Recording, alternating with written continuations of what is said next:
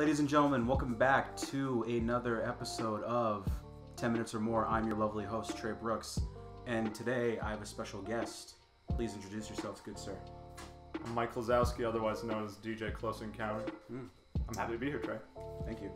Yeah, nobody says that. Like, you're literally the first person to say that. I appreciate that. Thank you. Like, automatically, now you're my favorite guest. Like, out of all the episodes I've done. But how's it feel, Morgan? I'm joking. Yeah, right. I'm joking. I love all. No shade. I love all my guests equally. So, Mike, how are you doing this evening? I'm doing good. Yeah, that's good. I'm feeling really good.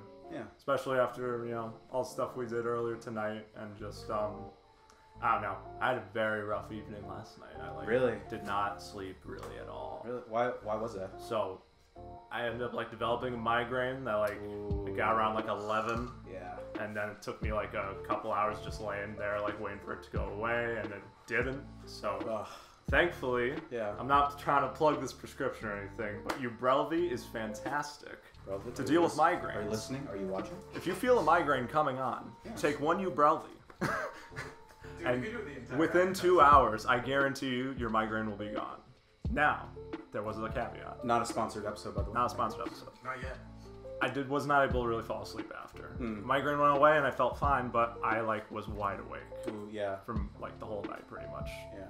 So. Do they not have a thing where it's it makes you drowsy or whatever? It says it's supposed to make you drowsy. Oh, it just never kicked in.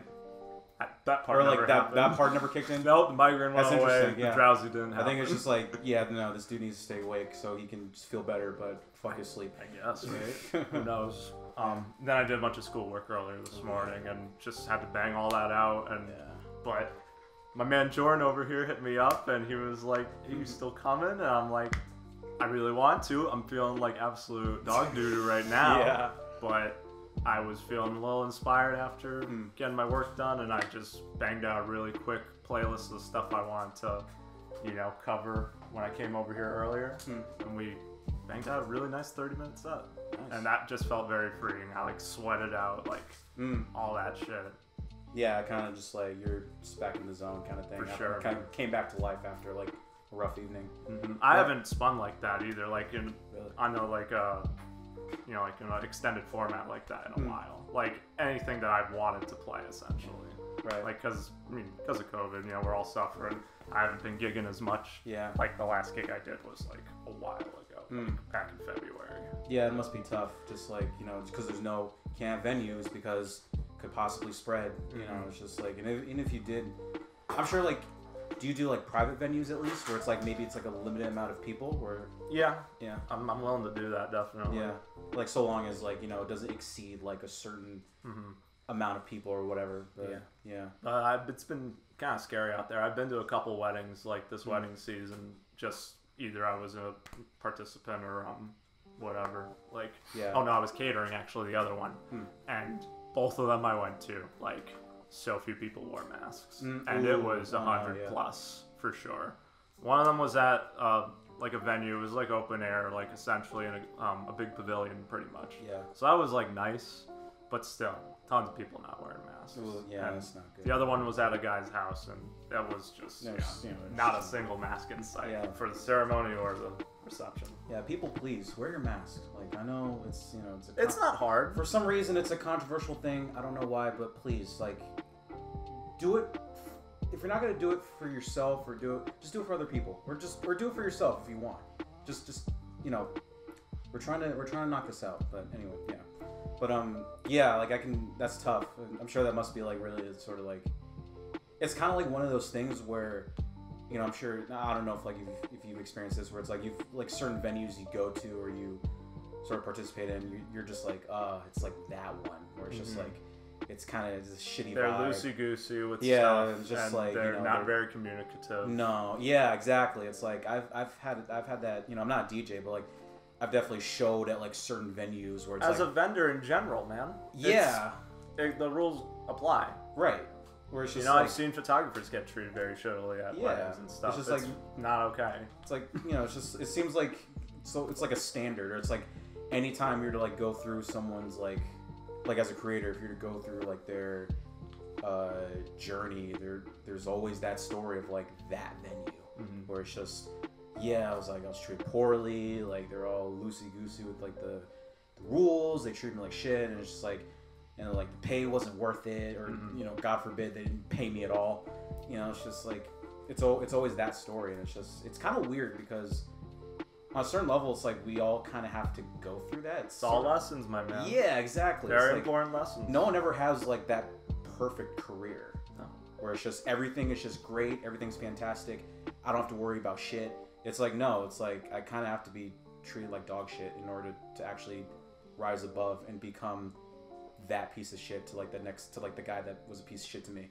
So which is I hope I get to that point. So yeah. But then you'll be the bigger man at the end of the day, probably, hopefully. In more ways than one. And be beneficial to that guy coming up rather than treat him shitty. Sure, yeah. You know? Because he might not end up the same way you did where he learns from that. He might get a chip on his shoulder. Yeah, it's just like, you know. I've seen guys that happen to him.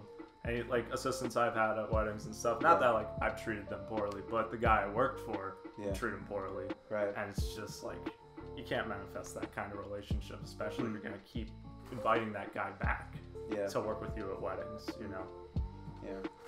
And I was also, wondering like about your process, because like I know next to nothing about like sort of DJing or like the sort of like what sort of goes on. It's like I was kind of curious about like what is your process like? Like how do you go about just sort of like choosing like music or just like sort of like beats or just like what does that look like? Just like someone who's like very sort of not doesn't really have that ear, you know? Okay. Yeah, if you can. I know it's kind of like an awkward question. No, but like it is a good one. Yeah. Like if you're someone who doesn't have that ear. Yeah. I like really go so much by feel. Like Marie Kondo really puts it the best. Whatever sparks the most joy, you know? Right. I love it, man. Like, that's like exactly what I went through picking the stuff for today. It's just all the stuff that I feel like I've been absolutely needing to get out of my system. To play, to mix together, see how they sound mixed together, you know? And like take those risks and stuff. Yeah. A lot of it is about taking so many fucking risks. Yeah. Because you're gonna, especially at a wedding, you're gonna get everyone there. Yeah. All ages, potentially. Yeah. So almost all my weddings I've had to play completely clean. And that can be a little tough, especially if you got a wedding party that's on the younger side and they want to hear some really good stuff, but they got relatives and whatnot that are planning on staying the whole time. Yeah. So you have to think about that. You have to change your game up. Yeah. It's like as much as you want to sort of throw in that WAP sample, it's like, you know, or WAP lyrics, like you can't really, Yeah. I make tons of playlists. And I save so many of my playlists from all my gigs. And that helps me immensely. For the next one coming forward, I'll essentially just be taking from different sections of different gigs that I felt like, you know, if this couple feels like another one that I've had in the past, or, you know, I'll just go like with that essentially. It's just mixing and matching, you know. Once you got all those like laid out and stuff, it's like real fun. And then I love adding things constantly. Always listening. You're always on the hunt. When like I never turn shit down when people like ask me to listen to it. I feel like it's not really, you're doing a disservice. Music's meant to be listened to. It's like a key opportunity to like, you might find that like moment that you want to capture and like, oh, this would sound like really great. Like if I were to take that and sort of play with it a little bit. For sure. So would you say it's like it's all about play? Yeah. I definitely love meeting people with very different music tastes than I do too. Because like, I mean, I like everything, but I do have my stuff that's like my very favorite stuff that I pretty much listen to all the time, you know, around the clock. But like, people who can get down with like really chill music all the time. Really, you know, like just a guy and a guitar or whatever, or just like chill jam bands and stuff like that. I think that's so neat. People can really like get into it. Yeah, and so I love like handing other people the aux from the car. For sure. Sometimes I'll throw my stuff on, but it's like you gotta be in the high energy mood. I'm very high energy mood kind of almost like all the time. I love that vibe and like capturing just like super crazy party vibes. What's your favorite genre? House music. Oh yeah. My one and only first love. That's where I started. That's where it all began? Yep, in middle school. I had a girl put me on to actually electronic music first, you know, and then I found house music after. So she like put me on Owl City. Oh yeah. With that first. Oh with yeah. that album Ocean Eyes. You know? And so there was I bought the whole album, and I like listened to the album over and over. Like it was so cool. I hadn't heard like a guy like go this like in depth with like sound design and stuff, and like making these fun songs like that are like really catchy and stuff, but still like feels like it took a lot of time and they don't feel like cheap or anything. Yeah. But then I saw that in this album version that I purchased, there's a remix of one of the like, you know, really popular songs from the album. Yeah. And I like listened to it and it just blew me away. And that was like, I didn't know what I was listening to was a house remix essentially. Yeah. But like that like upbeatness and all that like energy, like the rising builds and everything, like breaking down like other sounds from the original song and stuff and like making it something new. That felt so thrilling and like I'd never wanted to like find anything else. Yeah. You know? It's like you're discovering something new by like sort of playing around with like what's already I felt like presented in front of you. Found like my musical home essentially. Like it just was like I listened to like other music and stuff in middle school, but I didn't like go on a crazy journey. I didn't know I wanted to be a DJ yet. So that just like really made me want to start looking deeper and deeper into it. And then I found guys, you know, in the house genres and subgenres that really like to start going to shows as early as I possibly could. Yeah. And I just became obsessed. That's cool. And I've just always wanted to DJ.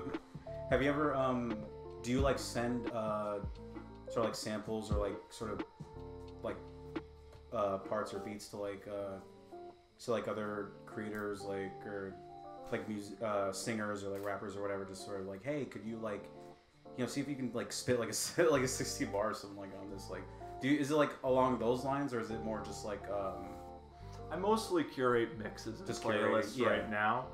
I have always wanted to really take the deep dive into production. It's a daunting task. You gotta have, you know, you gotta do your research beforehand and like understand like what DAW you're using and like what specifically like the stuff you want to make, you know, and like it's about learning a lot of programs too. And I feel like it took me so long to like get the hang of my DJ software and like know the ins and outs of it. So I think I'll get there one day because I'm so obsessed with the music itself. I'd love to make my own little staple on it, you know, and like give my contribution rather than just like voicing so many other creators' contributions. Yeah, right now it's all about just sort of finding that sound. And I was doing a lot of creative stuff, semi-creative stuff back in like high school, early college. I would make a lot of mashups and stuff like that. Like I'm always with Jordan and we hear a song and I'll just like, it's the start of the song or like starting beat, and I'll just sing something completely different that like would sound great as a mashup with it. Like I think we were doing that with there was some song I was singing Ain't No Mountain High Enough to it. And I was like, damn it, he beat me to and it like wasn't even it. Like, but it sounded like it fit perfectly there, just because I'm always looking for that. So because I love that art of mixing and like how cool they can sound together, overlaid, taking things out, you know. It's so fun to do. Yeah, it sounds like a lot of fun. Yeah, like it just sounds like just I would love to. I wish I could do something like that. Just be able to just like take all of it and just like sort of curate. And like starting, you know, doing the wedding stuff 3 years back, it like made it feel even that much more fulfilling. Just because I've been to like so many weddings at this point, and I definitely become an emotional wreck. Like at certain ones for sure. Like I don't get like numb to it at all. I don't know why, but I can't. Like I still feel like all those feelings and stuff. Yeah, or like just sort of like the newlywed couple kind of thing. It's just this whole like it's a celebratory environment constantly. You know, people are offering you drinks and stuff, and you're just like, it's nothing but positivity.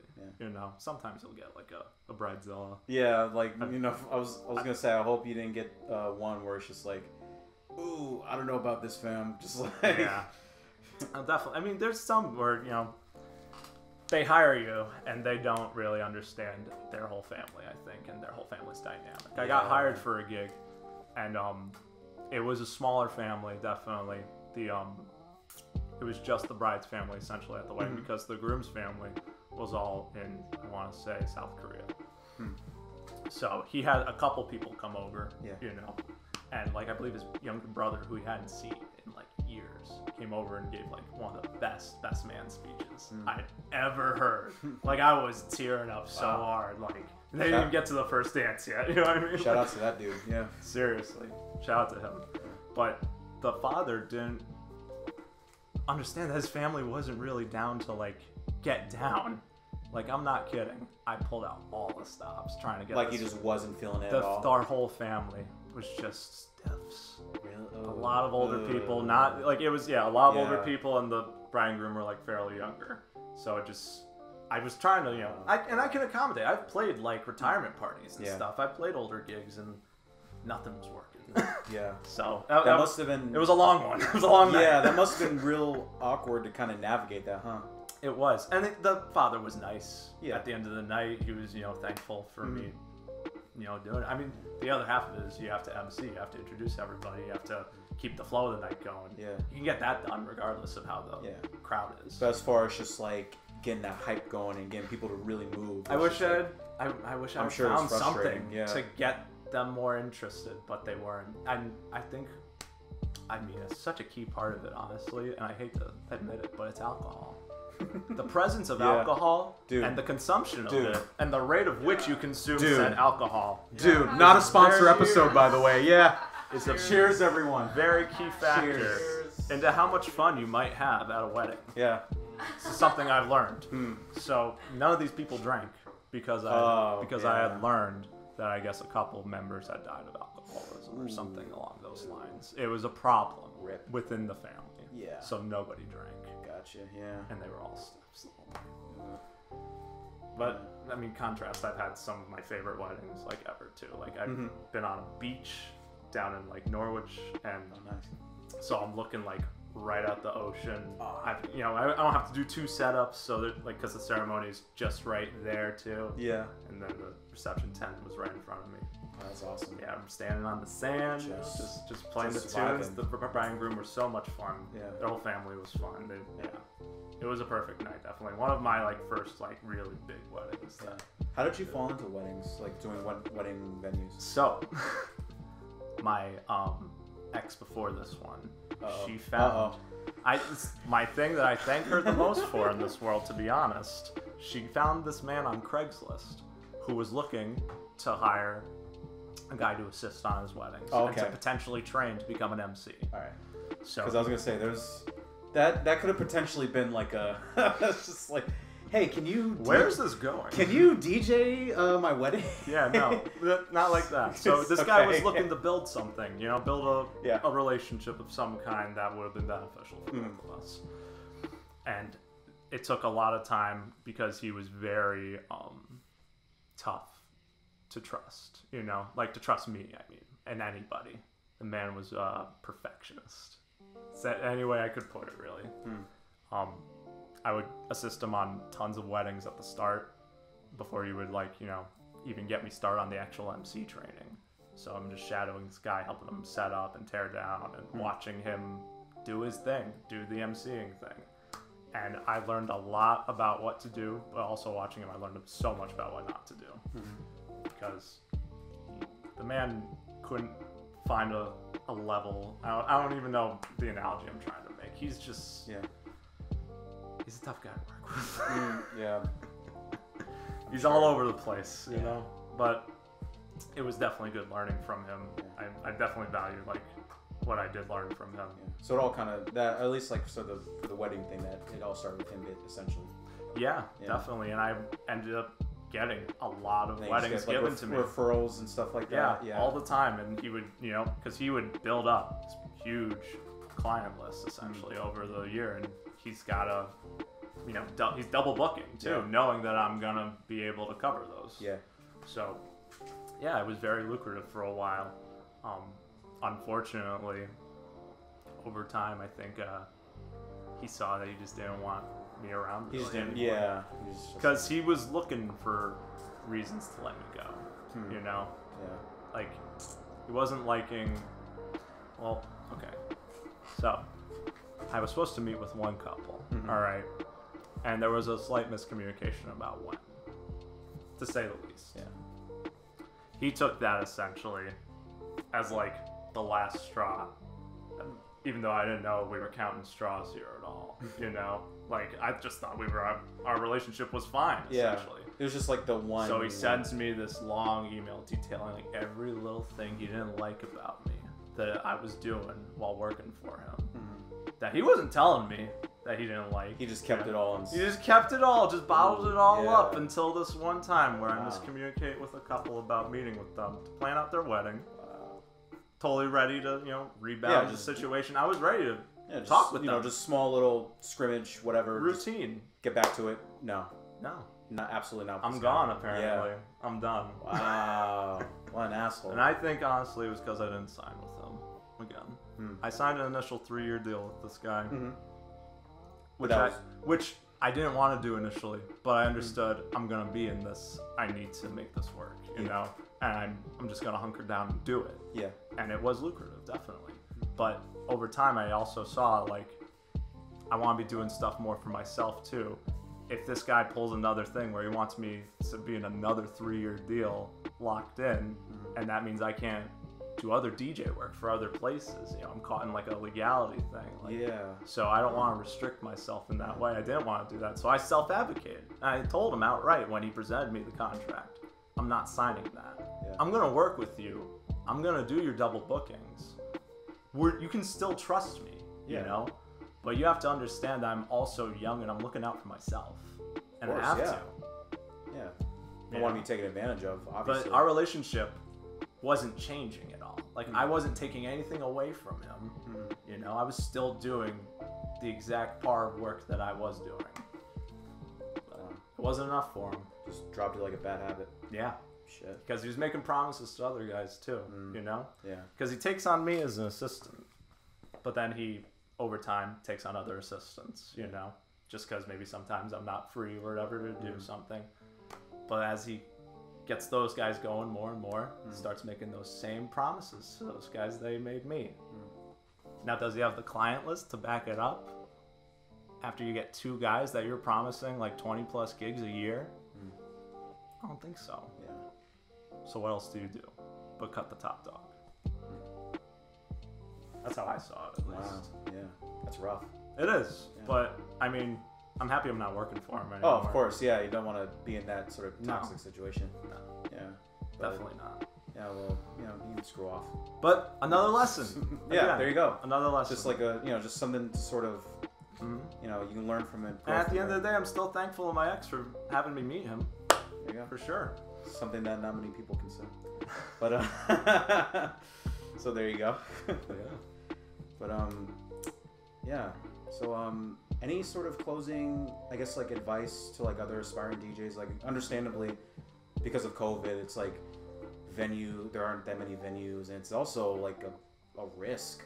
Like even if things you do choose, it's like, it's like you're kind of putting yourself out there in like this sort of situation where you might expose yourself to, the sickness, to like COVID. So it's just like and I understand it's like you're obviously trying to figure it out. We're all trying to figure it out, but it's like, is there anything, even just something uplifting that you can sort of tell to other aspiring DJs, like how to sort of navigate through this craziness?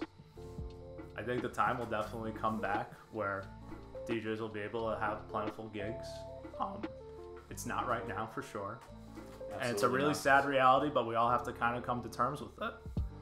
And it is our responsibility, definitely, when you're presented with a gig and you see the details of that gig and understand that this isn't going to be a safe environment for you to be in, or, for you to like contribute to this evening where potentially so many people are going to be, get sick potentially. And not even just that, but also just like the situation that you explained where it's like sort of advocating for yourself and not sort of putting up with sort of like really shitty, So, I mean, my advice, before COVID, I'd say was, something more along the lines of what Morgan was saying. Like, take those gigs that you're not you don't feel like you're gonna be the most comfortable doing, or like you've never done before, but like they'll be the best learning experiences ever, and you're still getting paid. You know, but right now, practice.